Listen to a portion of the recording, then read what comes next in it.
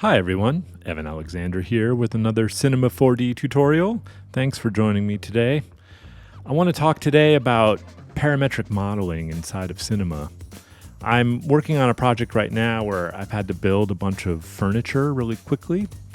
And I could do this in Vectorworks, but I only need it inside of Cinema 4D, and I thought it would be fun to kind of practice modeling with the parametric tool sets inside of Cinema. It's a different experience than Vectorworks, and it gives you a lot of flexibility and the ability to kind of change things at any point along the process, which is really great.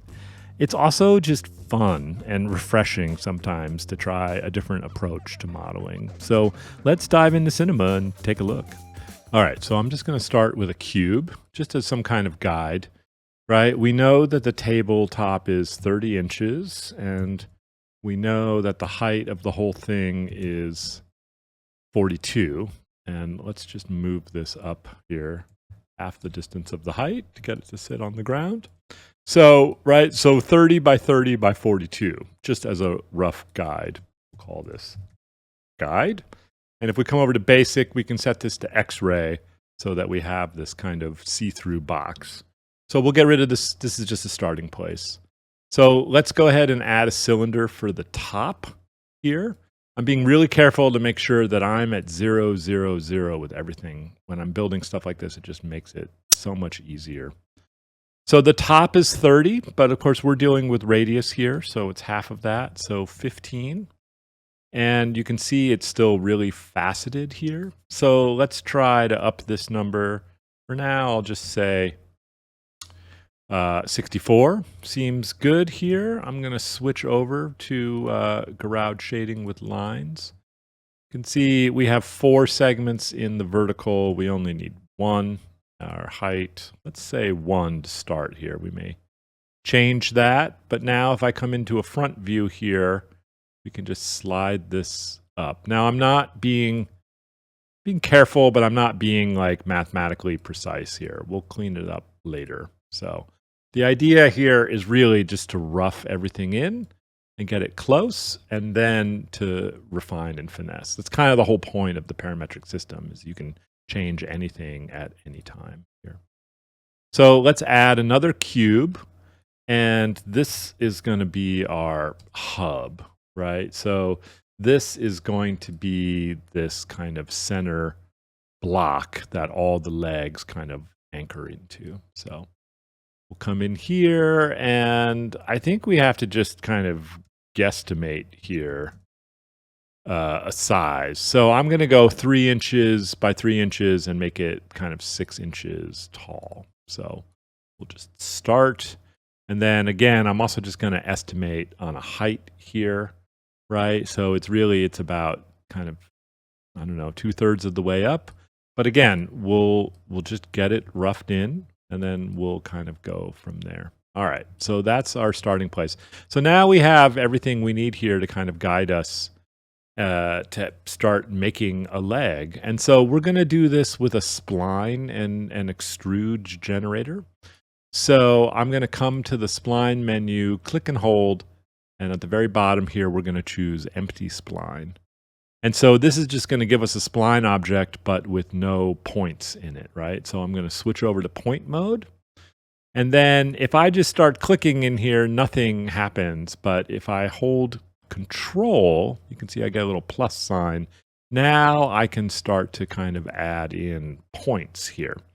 So let's undo. So the idea here, right, is to rough it in and then finesse it, okay? And you also shouldn't worry about curvature right now. So there are these like soft radiuses. We'll add those later. Right now, we're just going to do a hard-edged line all the way around. So let's just rough something in here. So I'm going to just start right here. Whoops. Undo. Go back. All right. I'm going to start here. And then I do think this is going to curve out of here. So I'm just going to add another point right here. It's crooked, but don't worry about any of that. So then it comes up here, and it has some thickness. It comes back down here. I'm going to add 2 points here. And then the leg comes out, has some kind of thickness. And then we come back to the hub here. Click again, and that's it. So if I come back to the spline here, there's a checkbox called Close Spline. So I'm just going to check that, and that's going to just complete the whole shape for me. So now we have it roughed in, but it's extremely rough. So let's clean it up. Okay. So I'm going to grab my rectangle selection tool.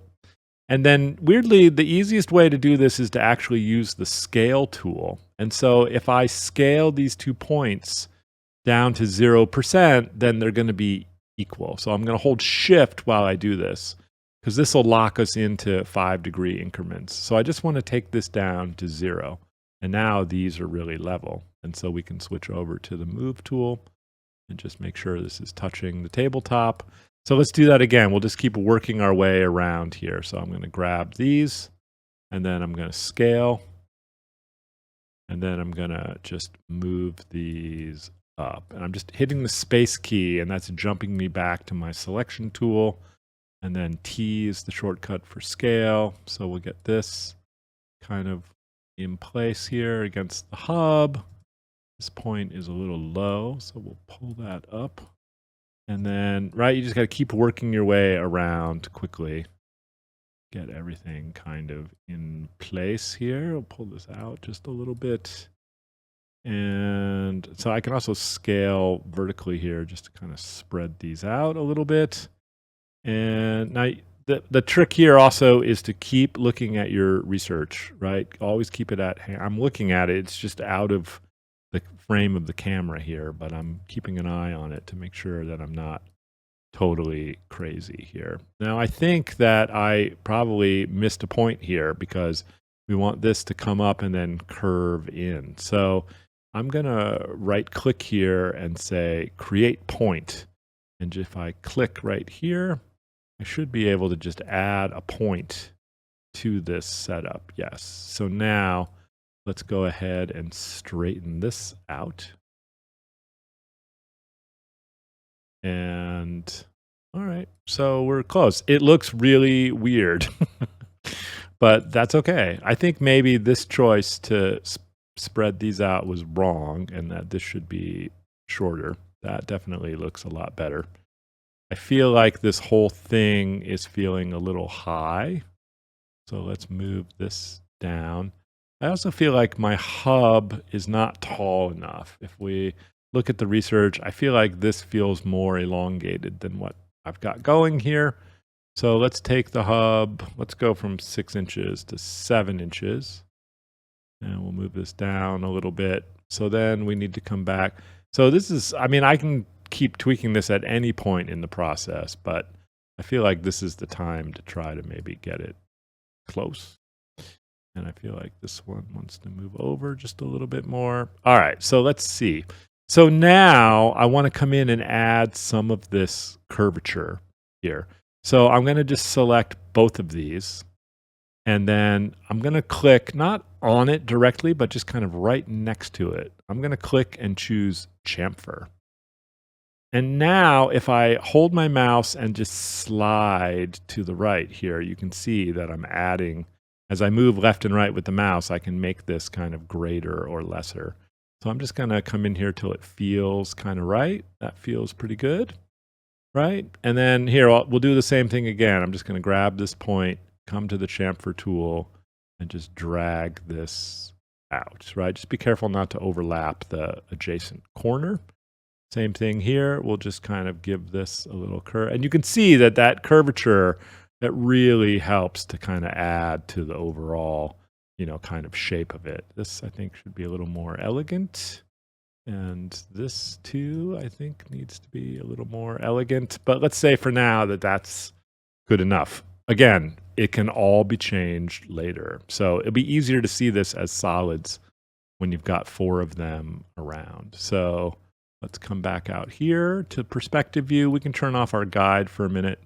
So this is what we've got. So let's go ahead and throw this into an extrude. So here's an extrude generator, and I'm going to add the spline to it. It's going to start out at 1 meter, so it's kind of crazy long here.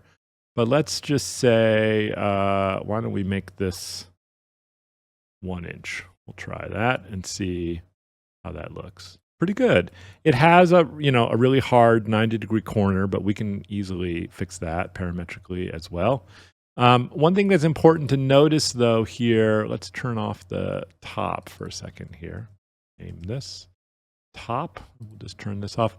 So the spline is drawn at 0, which is centered on the hub. But when we add the extrude, it extrudes forward an inch. So we're no longer technically centered here. So I want to take this extrude here, and I'm just going to move it half the distance, half an inch, just to get this kind of centered up nicely. Again, this is why working at 0, 0 is going to be so nice for us.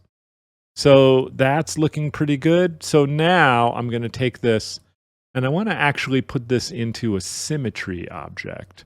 So let's come down here and we'll add symmetry. And then if I take the extrude and add it, you can see right away by default we get something. So that's pretty good, but it's only giving us 1. So, and if I were to come in here, right, you can see it's going on X. I could also turn on Z, but of course there's no geometry there, so there's nothing for this to kind of come over. What we actually want to do is change the type from planar to radial, because we are actually going to array this around, even though there's only 4 of them. And by default, it's going to give us 6 of them. So while that looks like a beautiful coat rack, that's not what we're after here. So our slice count here is set to 6. Let's take this down to 4. And now you can see we've got exactly what we want. And so I'm going to just hit this show planes checkbox, turn it off so that we don't have to look at that. Let's turn our top back on. So that's looking pretty good here. Let's come back into the front view. I feel like things need to kind of move around a little bit. So again, this is all live here. So you can turn off the extrude if you want. You don't have to. I think it helps you see the spline a little bit clearer here. And so now we're just going to massage these kind of points a little bit here. So I feel like this needs to kind of come out a little bit more. Maybe this needs to go in a little bit more. And I think this whole assembly here is feeling just a little bit high. And so let's move our hub down to kind of meet up with that. So that looks pretty good. So again, you can just keep tweaking this forever and ever and ever until you kind of get it where you like it. That looks pretty good. I mean, you don't even have to be in front view here. You can kind of work, just be careful not to kind of get off plane here unless you're intentionally doing that. So that looks pretty good. I think maybe my decision to lower the hub was not a good one. So let's say that's great. For the sake of the tutorial, I think we're there. Okay. And so now notice that I'm not lining everything up mathematically and perfectly, right? This is made out of wood, and wood is not perfect. So speaking of perfect, these hard edges are really a bummer. So if we come to the extrude under caps here, there's start and end rounding. So let's give this a size. So I'm just going to say maybe 1/8 inch, which in decimals is 0.125 inches. And then we'll do 3 subdivisions here. You could up to 5 if you want a little more detail in there. And so that is just going to give us that kind of rounded over, filleted, kind of, routed edge look, which is nice. Let's do the same thing for the hub. Because it's still a parametric cube, we can just turn on fillet here. And let's take that. Maybe this is like 1/16 of an inch instead of 1/8 inch. And then same thing with the top here, which is, again, also parametric. If I come to the caps, we can turn on rounding. That's 1/2 inch, which is too much. I just want like a little bit, just to take that kind of hard edge off of it. And now you can see here that you have this fully kind of parametric system. So let's make a new null here, and we'll call this Tobias table. Did I spell that wrong? I did. It's early. So the symmetry here is actually the legs and the top and the hub. We don't need the guide anymore, so let's get rid of that. So I'm going to throw all of this into this new null I made, which is centered in the world and at 0. So now this whole assembly now kind of operates from, the ground, which is what you want for snapping. And then, again, this is either great and you can texture it, or you can come in here and just kind of keep playing with these things. It helps if you find the right one.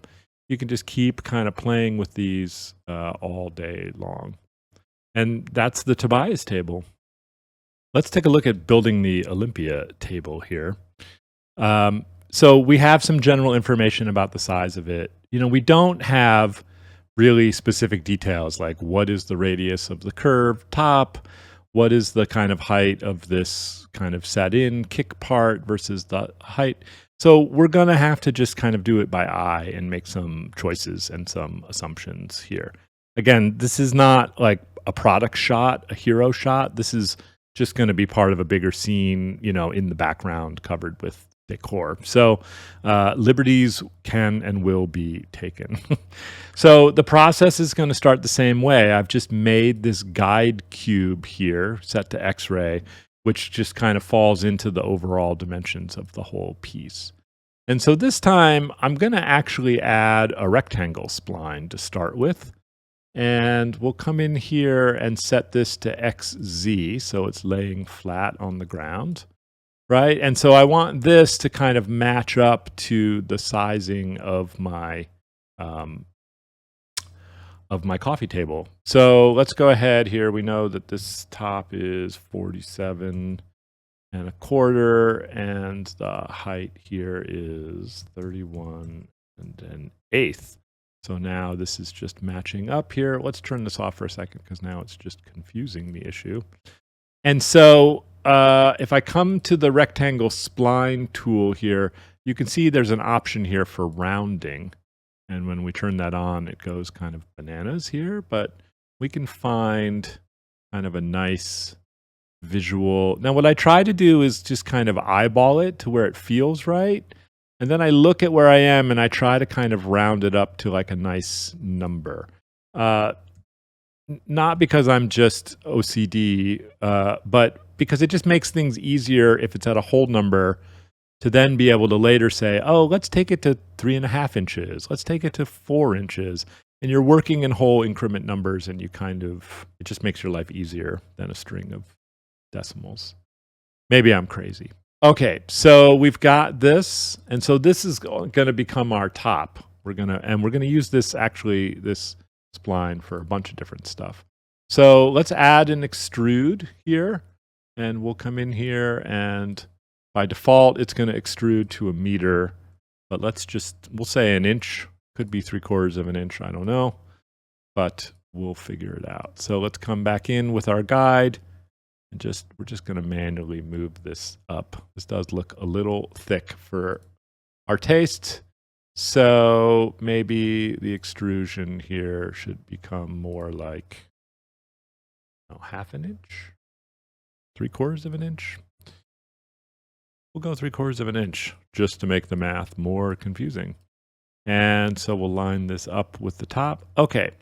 So what's happening is you've got some kind of solid base in there, but then it has this half round fluting kind of all the way around it. So how are we going to do that?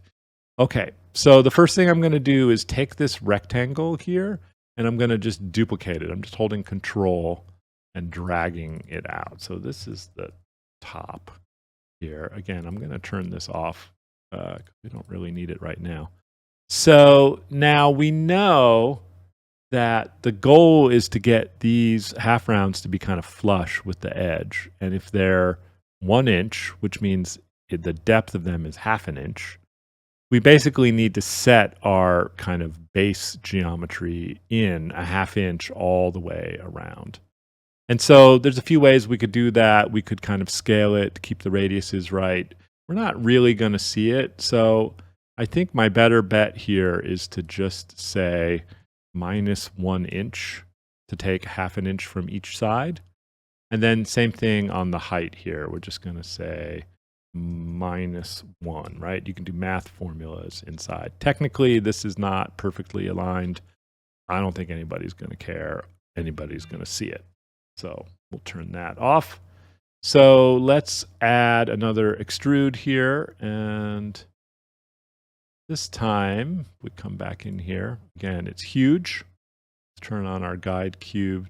So this is, something more like 9 inches or so. It's still at the top here, so we need to move this down 3/4 of an inch, so -0.75, just to get things nice.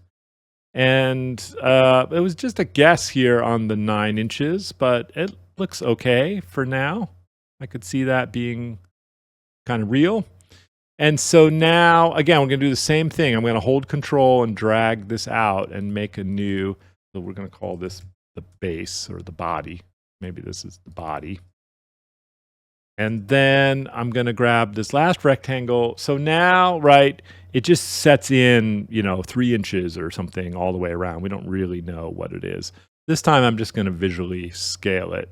So I'm going to grab this and we'll switch over to the scale tool.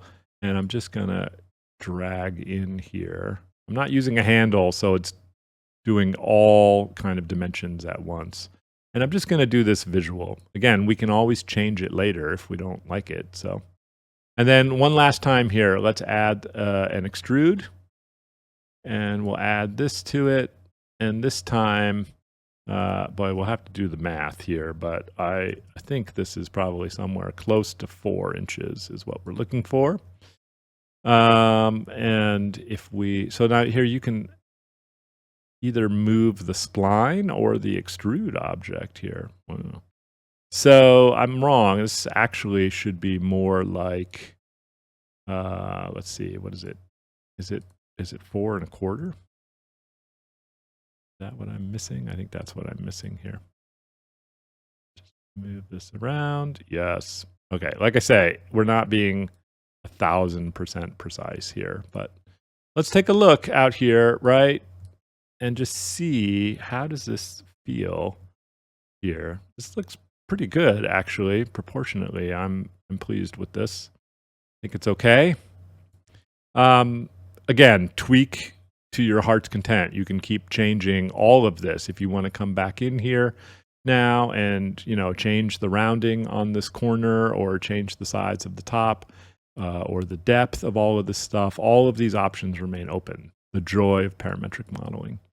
So now let's add these ribs here. I'm just going to turn off this work plane all the way around. So, okay, this we ended up making how deep? 9 inches. All right, so I'm going to add a cylinder to the scene here. And let's just move this over to the side so we can see it. Now, we know that we don't care about height segments.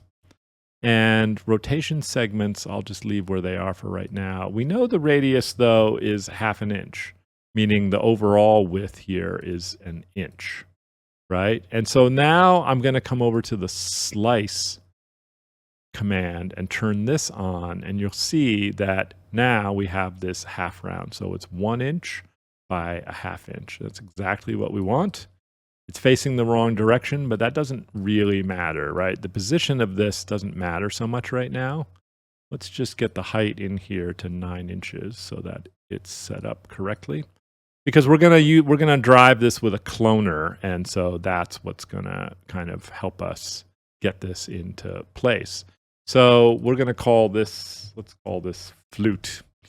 And so now I'm gonna take this and I'm going to put it in a cloner. I'm just going to hold Alt with the flute selected and hit the cloner, which will automatically add it to the cloner. And so now it's by default on grid. So we definitely want to go render instance with this. So we don't want grid. What we want here is object. And now it all disappears because it's looking for an object. The object that we actually want is this spline here. So we're using it for the body, but we're also going to use it as the guide for the flutes. And that's great because if we change it, both systems will update together, which is kind of nice. So under cloner object here, we're going to take the body rectangle and just add it in. And so by default, it will be screwed up, but that's okay. Get it roughed in, and then we're going to kind of fix it. So lots of issues here, right? It's only in the corners and it's halfway sticking up and the flutes aren't in the right way and everything's a little screwy. But that's, what? That is okay. So here's what we're going to do. We're going to come back to the cloner. And now its distribution is set to count and it's 10. So it's just giving us 10 here around. And if we add up, it will give us more, but not, in the same way that we want. We want equal spacing and we want to control that. So we're going to change our distribution from count to even. No, sorry, not even, step. Hello. And the step now by default is a meter. So every meter it's dropping. But we know this is an inch wide. So we actually want our step to be an inch. And so now we're getting closer here. But the problem is it's not oriented correctly. So we have to come into transform here. And I believe it would be hull. Yes. So if we spin this guy 90. So now you can see.